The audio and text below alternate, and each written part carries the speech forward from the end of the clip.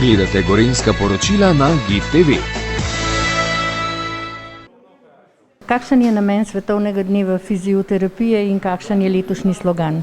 Veseli nas, da lahko na tej naši stojnici v naši bolnici damo glas našemu poklicu v fizioterapiji in pokažemo svojo pomembnost in ključnost pri zdravljenju različnih mišično-skeletnih, nevroloških in respiratornih bolezni, kar je zdaj v tem modernem času in pri hitrem življenju zelo pogosto in vedno pogosteje, še posebej pri starejši populaciji. Si pa želimo danes kot glavno temo omeniti osteoartrozo, ki je najpogostejša bolezen sklepov, ki se pojavlja ob starosti, hkrati pa tudi pogosteje pri ženskem spolu, ob prekomerni porabi sklepov, ob prekomerni telesni teži, ter lahko je tudi posledica kakšne operacije ali pa poškodbe sklepa. Pa ni nujno, da se pojavlja samo pri starejših ljudeh, lahko se tudi pri mlajših. Lahko se tudi pri mlajših, to pa ponavadi, kot sem rekel, po kakšni operaciji sklepa ali pa poškodbi sklepa. Če ima pacient bolečino in se prijavi, da pač pride na fizioterapijo, ker pa so tako dolge čakalne dobe, to traja kar nekaj časa in potem lahko bolečina že mine. Kaj boste lahko storili, da bi se to kaj premaknilo?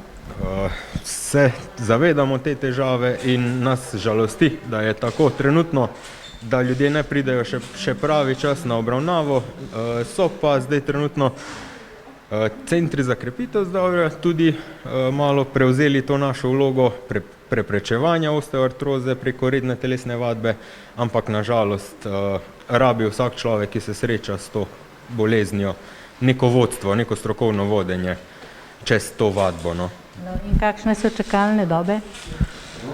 Čakalne dobe so lahko za ambulantno fizioterapijo od nekje 1 meseca in v nekaterih ustanovah tudi do 6 mesecev.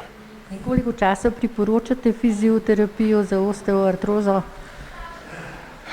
Priporoča se redna telesna vadba, katere učinki se pa pokažejo šele po izvajanju tega nekje 3 do 4 tedne, 21 do 28 dni, da bi se učinki tega šele res pokazali. Bolečina se pa lahko zmanjša že po nekaj telovadbah. Kaj je za vas poklic fizioterapije? Lahko.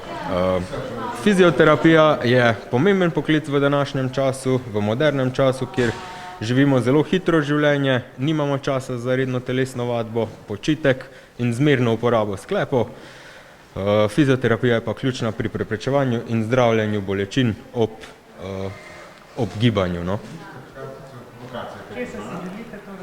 Želimo si čim večjega udejstvovanja širše populacije v redne telesne vadbe in tudi čim več gibanja. Pravimo, da je gibanje mazilo sklepov.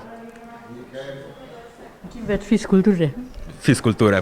Po domače povedano, čim več fizkulture, da pridemo v boljšo formo. Odlično kondicijo. Tako.